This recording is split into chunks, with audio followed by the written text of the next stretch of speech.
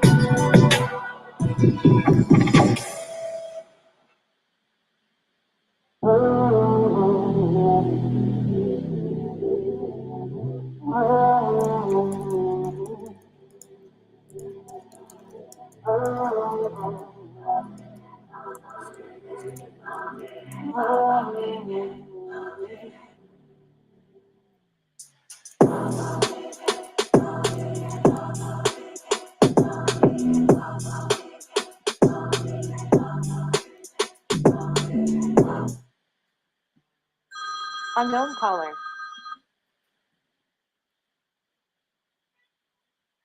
All right, well, we're not going to be taking that at the moment. It's not time for live Q&A, but I enjoy the enthusiasm. Let's get back into some fat beats.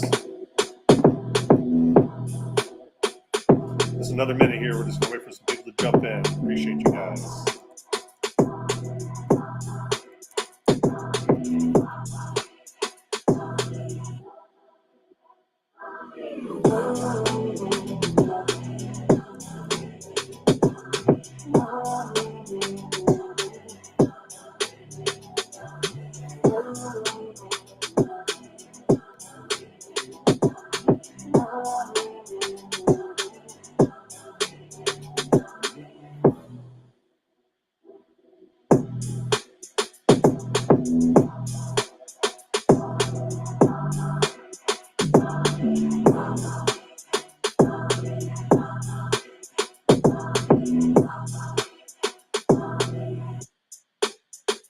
All right.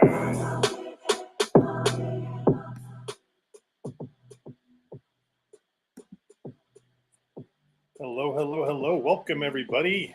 Today's show, Coffee Time with Mike. All right. So we're going to do a little coffee. I'm getting closer. This one has latte in the title. Still chai. So good, though. Don't think it's very good for me. I'll let you guys weigh in on that. So what are you guys drinking today? Let's see some comments pop up there. Tell me your favorite brew. You know, the wife's been dealing with some tactical Chewbacca death coffee things. She had like 4 cups of it today, man. It was like, she was zinging. She was zinging. It scares me a little bit. It scares me. I don't know if coffee's going to be the right way to go for me, but all right. So today's agenda is talking about embracing the future, working and mastering remote office spaces. So there's 2 aspects to this. And just to let you guys know, the background is a little different. The scene's a little bit different. I don't know if you can notice out the window there, but I am in Waikiki. We're in Hawaii this week. A little post-Thanksgiving. Get some exercise in warm weather and work off some of that turkey and everything else. Yeah. Tacky Squatch Black Rifle Company coffee. That is definitely good stuff. She highly recommends it. So we're going to talk about embracing working remote. And the irony, of course, is I'm working remote. Just to show you guys a little bit of like what that looks like and how do I pull this off, is I've actually attached an iPad as a secondary screen because, one monitor is not enough. Let's see if I can bring that up and show you guys. So that's the setup that I'm currently using. That is an iPad Pro that is a gazillion years old. It's a Gen 1. And I originally bought it for this purpose. And you can see that it's just connected via that connection cable. And then that gives that as a secondary monitor. Great, lightweight, easy setup to get that party started. And it allows me, for like in this case, to have my notes on my secondary screen. Because you guys don't want me just to wing this whole thing. That could be a train wreck. But make sure you sip. Okay. So there's been a lot of current trends that have been working in this aspect with working remote. A lot of this came about with COVID-19. I don't know if I'm allowed to say COVID-19. Okay, we're going to move on. And so for us, a big change was this idea that we changed out the way that we allowed people to a la carte service plans. And the big thing that we saw right off the bat was the security threat aspect of people working remote. And they're also in the BYODY, bring your own device. And so the issue with that is people are showing up with all different kinds of computer systems at different levels of, professional use in those computer systems and just all this other stuff with that. And so there's just a lot of struggles that go along with it. There's a lot of overhead on one side. There's a lot of overhead. Hey, we got to buy new computer systems. We have to have new software. We have to have new support plans and all this stuff for the for our employees that are working remote. And then on the other side of it is this idea that, hey, now all of a sudden I don't have to have as many office spaces. Two people can share an office and they alternate days.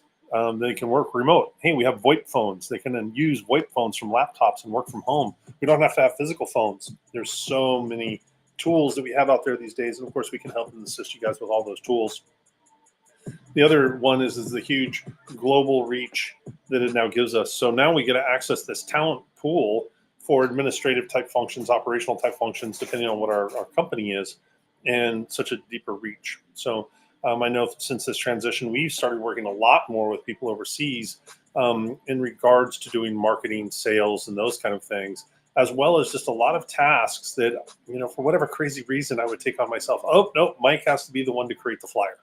Well, Mike doesn't really have to be the one to create the flyer. And so we use things like Upwork is a great one.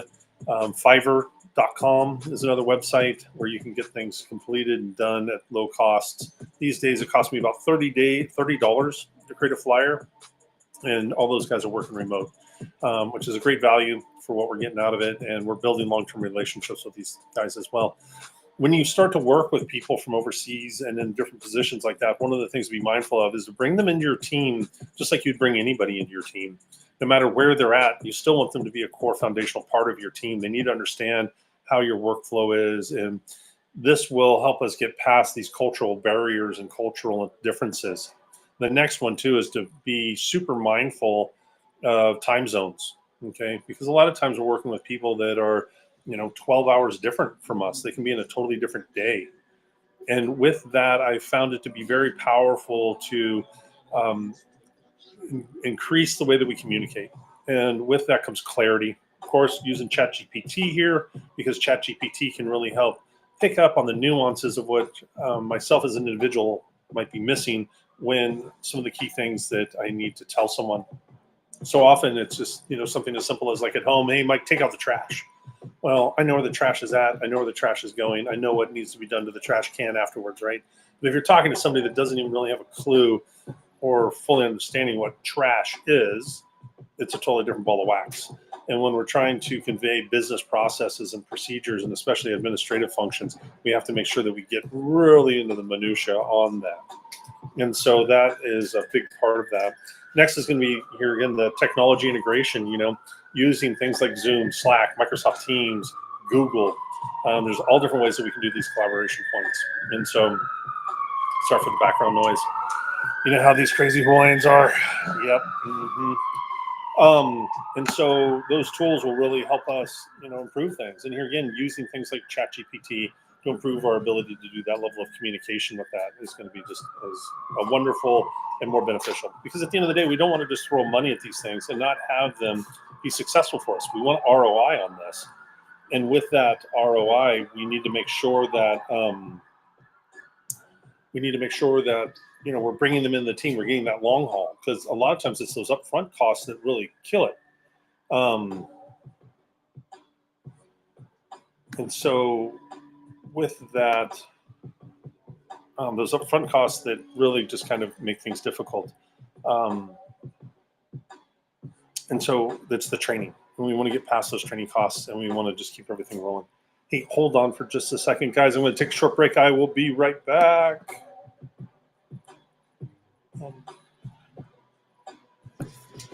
Check. Are we still on Facebook?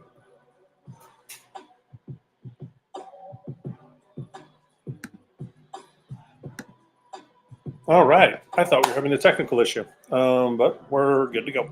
I'm using this Be Live platform. Speaking of tools, not all these tools are the best. And sometimes we just really got to dig in and invest in tools before we find out how good they are. And so this is an interesting one. This allows me to broadcast live on Facebook as well as YouTube. And eventually I will be on a couple other channels all at one time. So we're just still working through this piece of software. It's also supposed to allow us to bring in guest speakers, of which we're going to be working on here in the future. It just gave me a notification saying that I was offline on Facebook, but my lovely assistant just assured me we're not. So, all right, I'm going to keep the party rolling here, guys. One of the things that they really like also, which is great about this, is the flexible working hours. And so be it people that are working, in your same city or people that are working, across the world. This flexibility in those work hours are great for certain positions. Here again, if we have physical laborers, that's not what we're talking about at all. But when we're talking about administrative help, so often these days, especially in this economy and these different components, we've looked at folks, being like, hey, I can't find the right people that I need. Well, now we get to break those barriers. Like looking for accounting people or looking for different folks. You're not limited to just our local space. You can reach out to different companies in different states or different countries even. You can find the people that are best, and you can find people at different price points, which are going to better interact and meet your budget needs. The other thing too is that it has a focus on work-life balance. I'm not a real big advocate of balancing. To me, it's more counterbalance, meaning like when you look at the ballerina on her tiptoe, right? She's not balancing on her tiptoe. She's counterbalancing constantly to stay on her tiptoe. And I just believe that that's the way that things work in life, right? We counterbalance all the time. And that counterbalance is the process of, doing one thing while making sure we're taking care of other things at that same turn. The way I like to think about it is we're constantly juggling balls, right? And the balls that we juggle are the ball of faith, the ball of family, the ball of fitness, and the ball of finance, which is the ball of work. And with that ball of work, it bounces. The other three break when we drop them. And so the work ball, we need a good 3 hours to kind of lock in and be able to drive in to do that work to get things actually accomplished in a way that is beneficial. But the other ones, like the relationship ball for family, I could do something as small that just takes me 5-10 minutes with my wife, for my wife, and boom, I'm able to fill that love cup and move on from there. Same thing with fitness. I don't necessarily need to go spend 2 hours a day or even an hour a day in working out. I can get away with a half hour or even as low as a 15-minute workout and still be moving in a positive direction. Because either we're moving forward in a positive direction or we are moving backwards and declining from our gains. And so that's one thing to really think about as we move forward with that. So we'll talk a little bit about work-life balance, but really what I'm talking about is people's ability to counterbalance and juggle is more so. And I have a routine and a process that I use personally, micro time slicing. And what it is how I can have multiple tasks and go through piece by piece by piece and pull all that together and get a complete coherent end result that is serving for what I'm doing. And a lot of that has to do with clarity in what I have to do, has to do with the planning on how I do it, understanding the contingency points on how I'm doing things, And so here again, it really comes with a broken down systematic process that we're going to be building into. The next one on my list here to talk about is, of course, cybersecurity concerns. Security is huge for us. Security, data, backups, those are all really big things. And so often we find these vulnerabilities in our home users' environments. And so what's going to happen is they have these unpatched, unmaintained firewalls. They're not running security software that is decent. These days, so many things are being sold to us. Norton, who I will bash all day long because of their business practices and other things, is total junk. And if somebody tells me that they have Norton on their system, I tell them that the enemy is already in. You need to uninstall that. Do not contact them. Start over and let us help you with that. And even if it's not a paid solution, there are free solutions that we can help you guys out with. And for us, it's about serving people and keeping your system safe. The financial aspect of it is something that comes secondary to our serving folks. And so I just want you guys to keep that in mind as I go through and I talk about the different tools and the different ways of doing things. The next big one that comes up, which we're going to talk about a couple times, is the impact on real estate. I know in our particular building, a lot of that building's been left empty. And we are actually seeing more of this now. We actually have one of our technicians that has just moved into a 100% remote work aspect because of his wife's job. And so, yeah, thank you for that, Rodney. You are so correct. Security and reliability are top priorities. And so as our technician has moved out, those are things that came up. And so we have to make sure that he has the latest, greatest in our tool set for his antivirus, as well as for his firewalls and the way that he's accessing things. Or what does that look like? How do we securely touch back into our environments in ways that even if somebody does have something that is not the top level of security, how do we protect against that anyways? And so you'll see now that, like with our remote control tools, that we're not using VPNs. We're using web middleman applications. So we use one called Screen Connect. And with Screen Connect, you go to a web page, and from that web page, then it connects back to that endpoint. And so we're not having to do any manipulation to firewalls. And this just increases security quite a bit. And so, but to bring this back is talking about that real estate impact is that now people are able to use their homes as their office space versus being actually physically in the office. And so, and then we're starting to see a lot more of these hybrid type situations to where people are getting more, 3 days at home, not a 3-day weekend per se, and then working 4 days in the office kind of thing, but we're still getting the same number of working hours and things of that nature. And as we go down through this, we'll get more into the pros and the cons to that, because there are pros and cons to that. One of the jokes that I love so much, and I love bad jokes, as so many of you know that know me, was, that the next generation or the president in so many years from now is going to be, was raised by a day drinking parent and homeschooled. And so, all right, I'm just going to move on. So let's talk about some recent statistics and studies in remote work. So adoption rates. There was a Gartner report done in 2022 that talked about 30% of the global workforce has now worked remotely in some capacity. I believe now in 2023 that has definitely gone up, and I think we're just going to see that number do increase and increase. The other thing is productivity insights. According to a Microsoft study, 82% of remote workers reported feeling more productive when working from home. And that I have some question marks about. I think one of the things that we run into are the different issues. Just think about this live stream so far as it's gone through. We've been distracted by noise that's coming in from outside. We've had different technology issues that have already arisen. And luckily I'm working off Airbnb Wi-Fi that is stable enough for what I'm doing. But, we have had some challenges with that.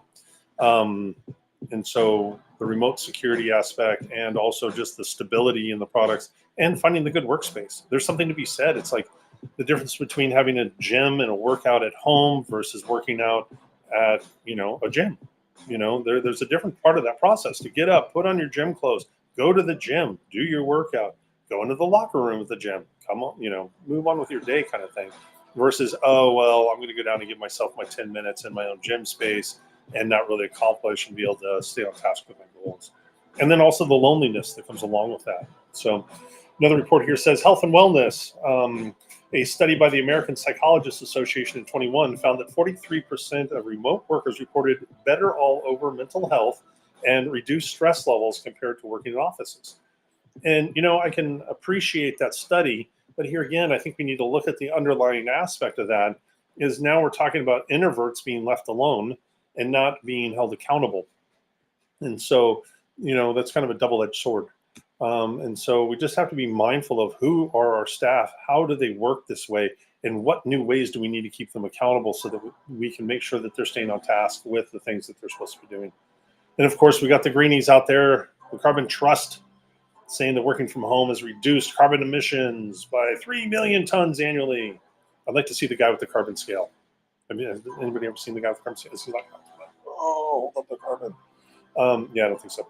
Anyway, cybersecurity concerns. Here we go. Let's see. Cybersecurity insiders in 2022 revealed that 68% of organizations saw an increase in cybersecurity challenges with the shift to remote work, leading to greater investment in security and remote access technologies, as well as to more ransomware payments.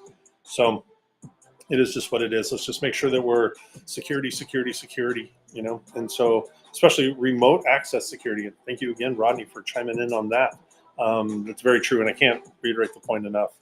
So if you have any questions about any of that, make sure you're reaching out to us at the office, and that's the 907-868-7300. We're here to help you guys. Even if you're looking for, not our paid solutions, and you just need help with free solutions or whatever your situation is. I know a lot of the organizations we work with are one-offs, mom and pop shops. And here again, guys, we just want to keep you safe, want to keep you running, because it's the infrastructure and it's the backs of the small business owners that really keep things going and keep things great. And unfortunately, we see so much abuse happening on that level. So some of the benefits of remote working, many studies are pointing towards increased productivity.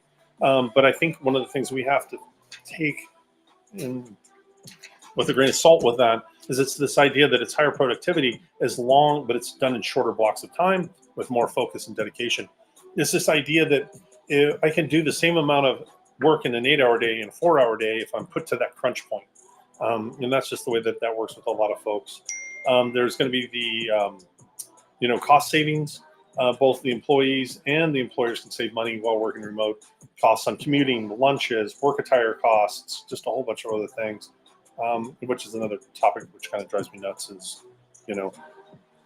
I think there's something to be said about dressing appropriately for what you're doing. The way you dress when you go to church, the way you dress when you go to the gym, the way you dress when you go to work, the way you dress in public. I'm not a real big pajama Walmart kind of guy. I just think that degrades our society on the whole. Anyways, moving on. So we're also going to look at, a wider access to the town pools. And so this is another benefit, which is back to the Upwork folks and the Fiverr folks. And then there's just a whole handful of different other hiring processes to where we can pick up these folks remotely. And so there's a lot that can be done there. Indeed is a great source for that. Glassdoor, I believe, is another one. So there's a couple different ways that we can look at that. And then the reduction in absenteeisms. So, we might get lower production out of this, but someone that has deadlines, even though they're not feeling quite so well, now has this ability to log in, get at least a half day in, accomplish some of the key goals, which just keeps the whole organization rolling along. It keeps everything moving the way we need that to move. And then also enhanced employee retention. Offering remote work can be a very and flexible work hours and stuff like that. That's greatly valued by employees, especially these days with the tighter belts and, the economy slowing the way it is. It's hard for businesses, small businesses, SMBs, small to medium-sized businesses to keep up with these inflationary rates. And so we're really having to get creative with these other solutions, and remote working is part of that. So one of the other things that we want to sit here and talk about some are, okay, so let's get into what are some of the solutions or some of the challenges and the solutions that tie to those. A big one's going to be communication barriers. There's this challenge which can lead to misunderstandings, lack of clarity, just due to face-to-face interaction. So often, just think about text messaging. So often so much is lost in that. Some of the solutions that can replace that are video teleconferencing, One of the tool sets that we provide to folks is Ring Central. With that, it comes with Glip. It's very quick and easy. You can jump on a video call. You can jump on a regular call. You can send files back and forth, links to files. And also then you have a record of a text thread, all that kind of fun stuff. Another one that I like quite a bit is a program called Loom. And Loom allows us to do like a review over documentation while we talk about it and show the documentation with the link to the documentation. And that can really give some more depth that otherwise we just wouldn't get. And there is something about seeing folks and being able to see each other. I know this is a one-way path right now, but the nice thing about this is for some of you that didn't make the noon coffee time. Speaking of which, sit. Need a smiley face on my phone. You guys get to go back and watch this later. And so we have this archival aspect of communication as well, which can help with other people which relate to the party. And so that's a really good way. You also have Slack, Microsoft Teams. There's a whole bunch of different platforms for communication. Another one is maintaining productivity. So at home and remote office spaces, there's going to be a lot of distractions, and there's lack of direct supervision. And that can be a big one to impact productivity. And then here again, this just comes down to setting those clear expectations through communication to work on that. Use tracking tools, do clear setting, encourage employees to create dedicated workspaces at home. And I know that's like one of the things that we've helped with our people, and I see this beneficial for a lot of environments. We see this across our clients, is that we don't want them using their own equipment. We send them home with a laptop, a secondary monitor, keyboard, mouse, and then they dedicate a workspace. And so it's a little give, it's a little take. Next is going to be technology and connectivity issues. There's going to be glitches and poor internet connectivity, lack of access to software and hardware that can hinder issues, and that's back to maybe I don't have the same amount of horsepower if I'm doing CAD or doing graphic work or something like that. Making sure that we're really able to match that work environment to that home environment. Another way is those remote control tools as well. Here again, I am a user of Photoshop, Illustrator, and all that kind of fun stuff. And luckily, my laptops do run that. Sometimes for continuity, though, I will remote into my own office system. And then, working through a training aspect. All of this is going to require some training as that transition happens on how to use these tools, how these tools work, and then how to shake out these policies and procedures. Typically policies and procedures come about because of shortcomings. So to be proactive with that approach and be like, hey, look, this is going to be our game plan, getting that in writing, getting buy-in on that is really going to be a big win for keeping things going. Oh, man, imagine that. Guess what's next on my list? Cybersecurity. That's right. Working from home can cause those cybersecurity issues. And those are going to come into the firewalls. There are also going to be, authentication processes, poor passwords. That's another huge one. Ask me about LastPass. LastPass. That's a really good one for keeping passwords up to date, keeping them secure, and keeping them easy to access and use. So it's not the major nightmare passwords used to be. Thankfully, we've been able to clean that up quite a bit. Another one that we talked a little bit about was the time zone and scheduling conflicts. It can be challenging to schedule things. One of the things I've done with that is in the footer of my emails, there is a link which says chat with Mike. And that gives you direct access to a pre-designated block time on my calendar that I open up. And then that way, only one person's having to decide what works on their schedule, and it's not two of us going back and forth for what works on our schedule.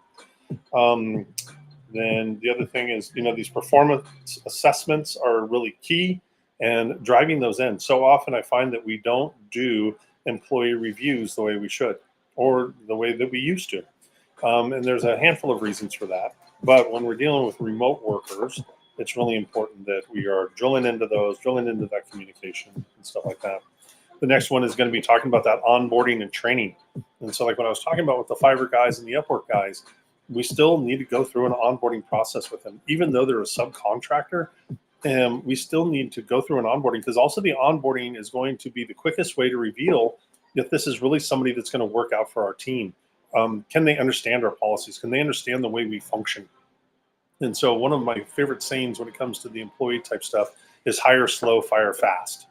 And the reason for that is that, people and bringing people into the organization can be really expensive. And so we have to be mindful of balancing that cost out to ROI.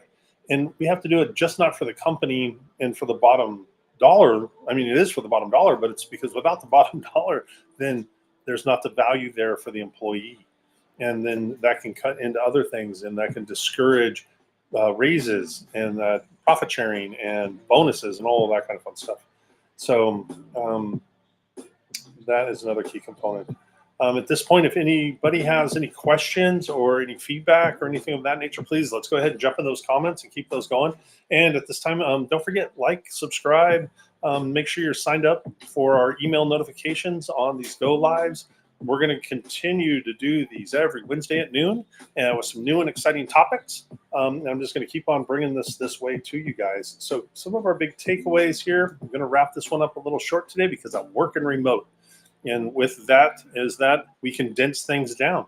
We still are productive with what we're doing, but it just happens a little bit differently. And so let's see. Or if you need remote working to monitor software. Yep, that's another component too. So one of the things is that a lot of times we want to be able to find out, how much is somebody actually working? How often did they log into the systems? What applications are they using? How long did they use the applications for? Are they sitting there on YouTube all day? What does that look like? How much is that degrading their time and their functionality? That's definitely stuff that we can help you out with. There's a multitude of different tools. If you guys are just looking for something right off the bat on something along those lines, Web Watcher is a tool that we've used multiple times for multiple clients. A lot of power there. Definitely a good reporting tool, especially if you have any concerns about something that might be going on. So the wrap up here again is there's pros and cons to both sides of working remote. It does enhance our pool of labor that we can work with. Outsourcing is a thing. We always got to stay on top of our security. We've got to stay on top of our monitoring and use clear communication when working with employees on what the expectation is. So that's all I got for you guys today. I appreciate you all showing up and just really enjoy getting together. And here again, I want to hear some more about the coffee here soon. So let me know what's in your cup. And if you're working from home or remote, it's probably Bailey's, but who knows? All right, guys. Thank you so much again. And I look forward to seeing all of you guys next Wednesday.